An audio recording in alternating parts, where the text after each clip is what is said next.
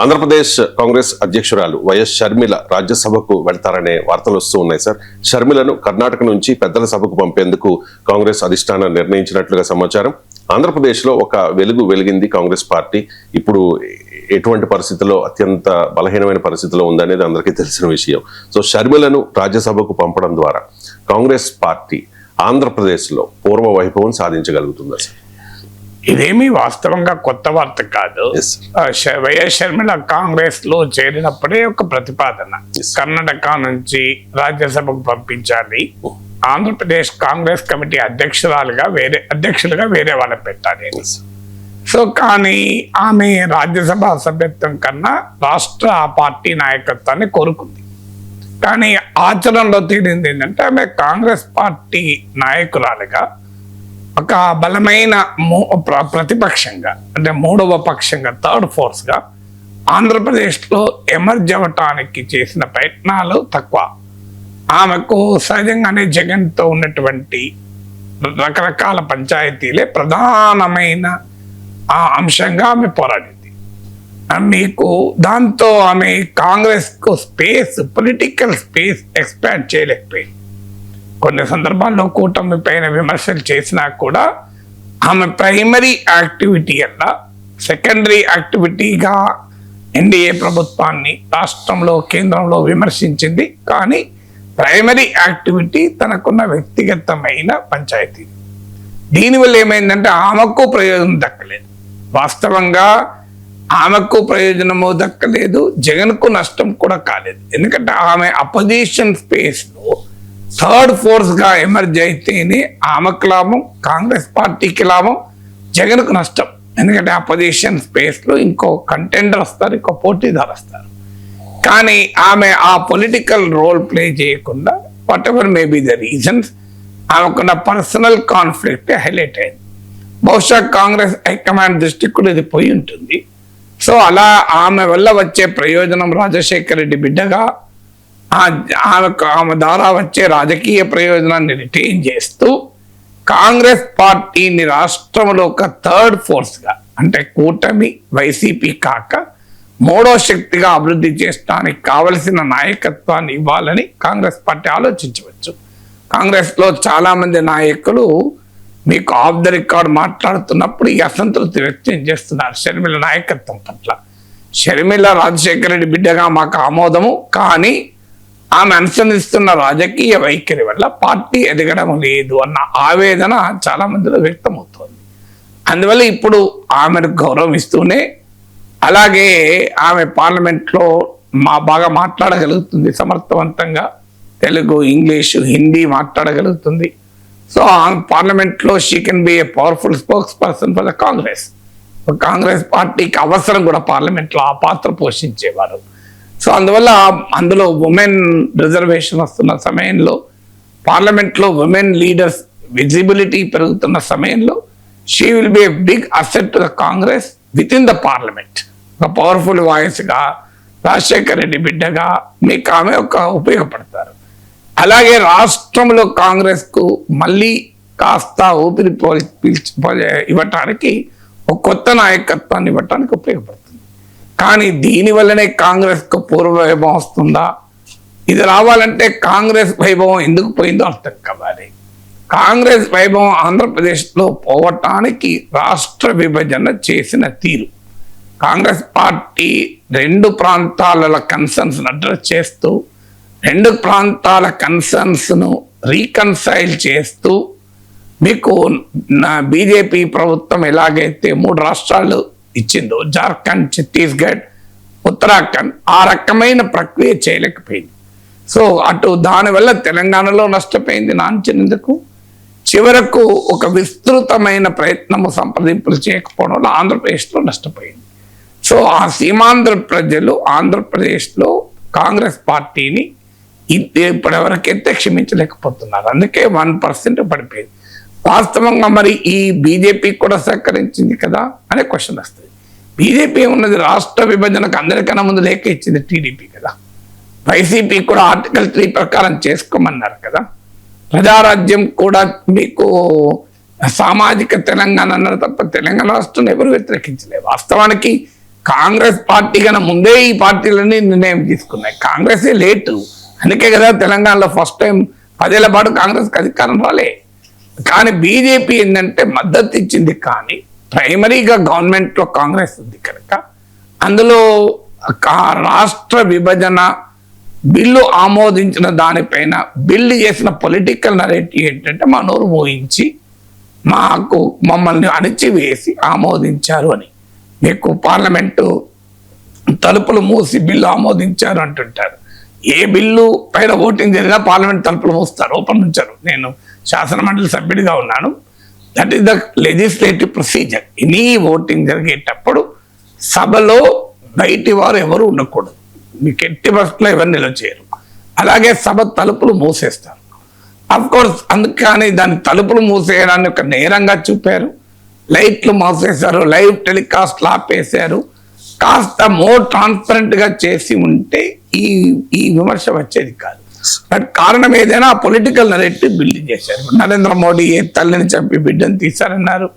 ఇటీవల BJP MP Tejaswi సూర్య రాష్ట్ర విభజనను ఇండియా పాకిస్తాన్ తో పోల్చారు.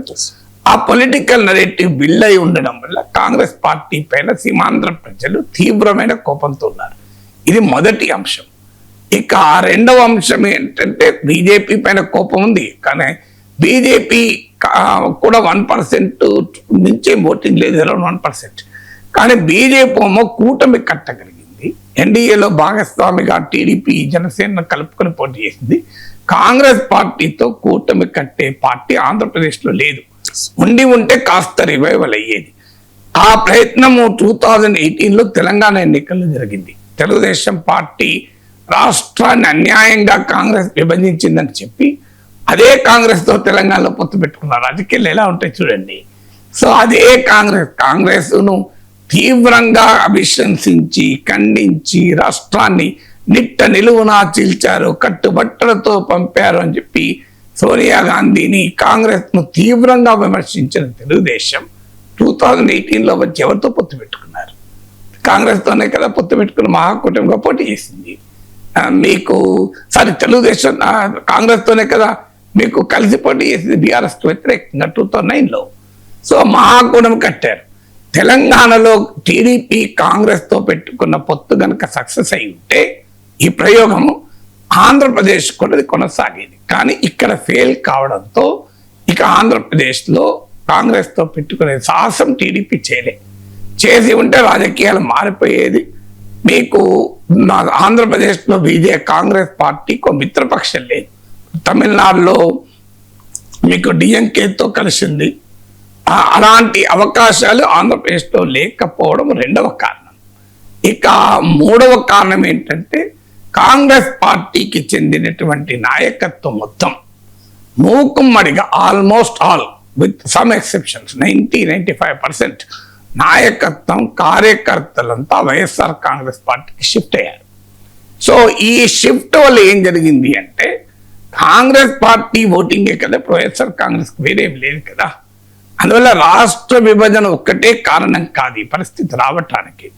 రాజశేఖర్ రెడ్డి పైన అభిమానము, ఆయన చనిపోవడము, ఆ సానుభూతి వెల్లువ, ఓదార్పు యాత్ర, కాంగ్రెస్ హైకమాండ్ను జగన్ విభేదించి ధైర్యంగా బయటికి రావడము, వీటి వల్ల ఇది జరిగిన తర్వాత మీకు ఆల్రెడీ రాజశేఖర్ రెడ్డి పట్ల సానుభూతితో కాంగ్రెస్ పార్టీ రాజశేఖర్ రెడ్డి కుటుంబం వైపు మీకు జగన్ వైపు మరలుతున్న సమయంలో కాంగ్రెస్ ఓటరు రాష్ట్రం విడిపోయింది. దాంతో ఆ కోపం కూడా జతయ్యే వరకు కాంగ్రెస్ పార్టీని కోలుకోలేని దెబ్బతగిలింది. ఇక నాలుగవది ఈ 12 ఏళ్ల పీరియడ్లో కాంగ్రెస్ పార్టీ రాష్ట్రంలో ఒక థర్డ్ ఫోర్స్ గా ఎమర్జ్ చేయడానికి చేసిన ఏ ప్రయత్నము సిగ్నిఫికెంట్ గా లేదు. ఎందుకంటే నాయకత్వ కొరతుంది, శ్రేణుల కొరతుంది, కార్యకర్తల కొరతుంది, అసలు ఊరూరా మనుషులే దొరకని పరిస్థితి. సో ఆ రకమైన లీడర్షిప్ కూడా లేదు. వైఎస్ షర్మిల పార్టీ పగ్గాలు చేపట్టిన ఆమె థర్డ్ ఫోర్స్ గా రాష్ట్ర రాజకీయాల్లో ఎమర్జ్ చేయడానికి ప్రయత్నం కన్నా కూడా జగన్తో తనకున్న వ్యక్తిగతమైన వైరానికి ఎక్కువ ప్రాధాన్యత ఇచ్చారు. మీకు వాస్తవంగా రాష్ట్రంలో ఒక 20% రెడీమేడ్ గా మీకు non TDP non YCP voter ఉంటాడు. అట్లీస్ట్ 20%. మీరు ఎన్నికలు చూడండి, పోలరైజేషన్ బాగా ఉన్నప్పుడు అది 10% తగ్గిపోతుంది. పోలరైజేషన్ లేకపోయి ఎవరన్నా థర్డ్ ఫోర్త్ బలంగా వస్తే అది 10% పెరగచ్చు. తమిళనాడులో అదే జరిగింది కదా. డిఎంకే ఏడీఎంకే మధ్య ఎక్స్ట్రీమ్ పోలరైజేషన్ సమయంలో విజయ్ యొక్క కాన్ఫిడెన్స్ కనుక ఇచ్చాడు అనుకోండి, ఆయన 35% ఓటింగ్ వచ్చేసింది. 35% ఓటింగ్ వచ్చింది. సో అందువల్ల మీకు ఆంధ్రప్రదేశ్లో ఆ రకమైన ప్రయత్నం ఇప్పటికీ ఎవరు చేసినా మీరు రాసి పెట్టుకోండి, 20%తో మొదలు పెడతారు. మీకు ప్రజారాజ్యం చిరంజీవి అలాగే మొదలు పెట్టాడు. మీకు ఆయనకు ఓవరాల్గా 18% వచ్చింది ఉమ్మడి రాష్ట్రంలో. తెలంగాణలో వచ్చింది తక్కువ కనుక మీరు ఆంధ్రప్రదేశ్కి సంబంధించిన 175 సీట్లు తీయండి, ప్రజారాజ్యానికి వచ్చిన ఓటింగ్ 20% కన్నా ఎబో ఉంటుంది. సో అందువల్ల ఇప్పటికీ ఆంధ్రప్రదేశ్లో గనక ఎవరైనా బలమైన ప్రయత్నం చేయగలిగితే, కాన్ఫిడెన్స్ ఇచ్చి ప్రజా సమస్యలు ఐడెంటిఫై చేసి అటు కూటమికి ఇటు వైసీపీకి సంబంధం లేకుండా ఒక మూడవ ప్రత్యామ్నాయంగా కనుక ఎఫర్ట్ పెడితే తమిళనాడులో విజయ్ ఫినామినా లాగా వస్తుంది. అందుకే చాలా మంది ఆంధ్రప్రదేశ్లో అర్థం చేసుకుంది ఏంటంటే, కూటమిని విమర్శిస్తే అది జగన్కే లాభము అనుకుంటారు, జగన్ను విమర్శిస్తే కూటమికే లాభము అనే తప్పుడు అభిప్రాయాలు ఉన్నారు. తమిళనాడు అనుభవం ఏం చెప్తోంది? డిఎంకేను విమర్శిస్తే ఏడీఎంకేకే లాభం అనుకున్నారు, ఏడీఎంకేకి విమర్శిస్తే డిఎంకేకి లాభం అనుకున్నారు. జరగలేదు కదా. విజయ్ ఇద్దరిని విమర్శిస్తే విజయ్కి లాభం అయింది కదా. అందువల్ల ఎప్పుడు రాజకీయాలు అలా ఉండవు. సో ఆంధ్రప్రదేశ్లో మీరు అటు ఉంటారా, ఇటు ఆ గట్టు ఉంటావా, ఈ గట్టు ఉంటావా, మూడో గట్టే లేకుండా పోయింది, మధ్యలో గట్టే లేదు. నువ్వు తెలుగు కూటమి వైపు ఉంటే వైసీపీ వాళ్ళు, కూటమి వైపు ఉంటే వైసీపీ వాళ్ళు నువ్వు న్యూట్రల్గా ఉంటే వైసీపీని ప్రశ్నిస్తే నువ్వు కూటమి ఖాతాలు వేస్తారు, కూటమిని ప్రశ్నిస్తే వైసీపీ ఖాతాలు వేస్తారు. అంటే ఆ గట్టును ఉంటావా, ఈ గట్టును ఉంటావా అనడే తప్ప నేను ఏ గట్టును ఉండాను, ఆ గట్టులోనే నేను ఉంటా అని ఎవరైనా అంటే ఒప్పుకోదే పరిస్థితిలో ఆంధ్రప్రదేశ్ సమాజాన్ని లేకుండా చేశారు. కానీ ఇది ఎంతకాలం ఉంటుంది? ఎప్పటికి ఉండదు. ఇప్పుడు మనకు కేసీఆర్ చెప్తుంటాడు, పొట్టోని పొడుగోడు కొడితే పొడుగోని పోచమ్మ కొట్టింది అని. మీకు ఏడీఎంకే డిఎంకే కొడితే డిఎంకేని ఎవరు కొట్టాడు? విజయ్ కొట్టాడు. ఇప్పుడు వైసీపీని టీడీపీ కొడితే టీడీపీని ఇంకోరు కొట్టచ్చు, టీడీపీని వైసీపీని ఇద్దరు కొట్టచ్చు. తమిళనాడులో జరిగింది, తెలంగాణ ఆంధ్రలో ఎందుకు జరగదు? ఆ రకమైన ఫోర్స్ ఎమర్జ్ అయితే, ఇవాళ ఫోర్స్ ఎమర్జ్ లేదు కనుక మీకు ఈ పరిస్థితి కనబడుతోంది. ఇప్పుడు ఢిల్లీలో చూడండి, కాంగ్రెస్ను కొడితే బీజేపీకి లాభమైంది, బీజేపీని కొడితే కాంగ్రెస్కి లాభమైంది. అరవింద్ కేజ్రీవాల్ వచ్చాడు, కాంగ్రెస్లో బీజేపీని కొట్టి ఆయన లాభపడ్డాడు. అంటే పొడుగోని కొడితే పొడుగోని పోచమ్మ కొట్టింది కదా. మీకు అదే ఆంధ్రప్రదేశ్లో జరుగుతుంది, దేశమంతటా జరిగింది కదా. మీకు ఇంకా పంజాబ్ చూడండి, శిరోమణి అకాలీదళ్ బీజేపీలను కొడితే కాంగ్రెస్ లాభపడ్డది, కాంగ్రెస్ కొడితే అకాలీదళ్ బీజేపీ లాభపడ్డాయి. పొట్టోని పొడుగోడు కొడితే పొడుగోని పోచమ్మ కొట్టినట్లు మీకు ఆప్ వచ్చింది, ఇద్దరిని కొట్టి అధికారంలోకి వచ్చింది. అందువల్ల ఢిల్లీలో జరిగింది, పంజాబ్లో జరిగింది, తమిళనాడులో జరిగింది, ఆంధ్రలో కూడా జరగదని ఏం గ్యారంటీ లేదు. ఆ ప్రయత్నం ఎవరు చేయడం లేదు. అన్ఫార్చునేట్లీ ప్రయత్నం, ఇప్పుడు పొలిటికల్ ఒపీనియన్ ఉండడం వేరు, దాన్ని గల్వనైజ్ చేయడం వేరు. ఆ గల్వనైజ్ చేయగలంలో సామర్థ్యం ఉండడం వేరు. అన్ఫార్చునేట్లీ ఆంధ్రప్రదేశ్లో ఆ ప్రయత్నం చేయలేదు కనుక అది అలా మిగిలిపోయింది. ఎప్పుడు ఎవరు క్రెడిబుల్ ప్రయత్నం చేసినా నేను గ్యారంటీ ఇవ్వగలను, 20% ఇది అష్యూర్ ఓటు. ఇంకాస్త ఊపుంటే 10% అధికారం వచ్చేస్తుంది బుక్కోన పోటీలో. ఇలా విజయ్ 35% రాలేదా? 35% రాలేదా? అన్ఫార్చునేట్లీ బైనరీలో మనం కొట్టుకుపోతున్నాం. కూటమి వైసీపీ, ఆంధ్రప్రదేశ్లో ఇంకే ప్రపంచం లేనట్లు. కానీ ఇద్దరే కాదు, ఆంధ్రప్రదేశ్లో సమాజం ఉంది కదా, ఇద్దరికి కలిపినా కూడా సమాజం ఇంతకన్నా పెద్దది కదా. అందువల్ల ఆ థర్డ్ ప్రయత్నాన్ని షర్మిల చేయగలిగి ఉంటే ఉపయోగపడేది. కానీ ఆ ప్రయత్నం చేయలేదు. కాంగ్రెస్ పార్టీ ఆ ప్రయత్నం చేసిన ఛాలెంజెస్ ఉన్నమాట నిజం. కొత్త వాళ్ళకు ఉండే అడ్వాంటేజ్ కాంగ్రెస్ ఉండదు. రాష్ట్ర విభజన కాంగ్రెస్ ని వెంటాడుతూనే ఉంటుంది. బట్ స్టిల్ ఆ ప్రయత్నం కనుక చేయగలుగుతుంది. కానీ ఆ ప్రయత్నం చేసే ఆలోచనలో కూడా కాంగ్రెస్ పార్టీ లేదు. అందుకే బహుశా ఎవరో వస్తా రాకుండా ఉండదు. ఎందుకల్లా ఆటోమేటిక్ గా మీకు తమిళనాడులో విజయ్ వస్తారని ఎవరు ఇచ్చారు, ఢిల్లీలో కేజ్రీవాల్ వస్తారని ఎవరు ఇచ్చారు. సో కొన్ని నేను ఓపెన్ గా చెప్పలేను, కానీ వచ్చేవారు రాకుండా ఉండరు కదా రాజకీయాల్లో.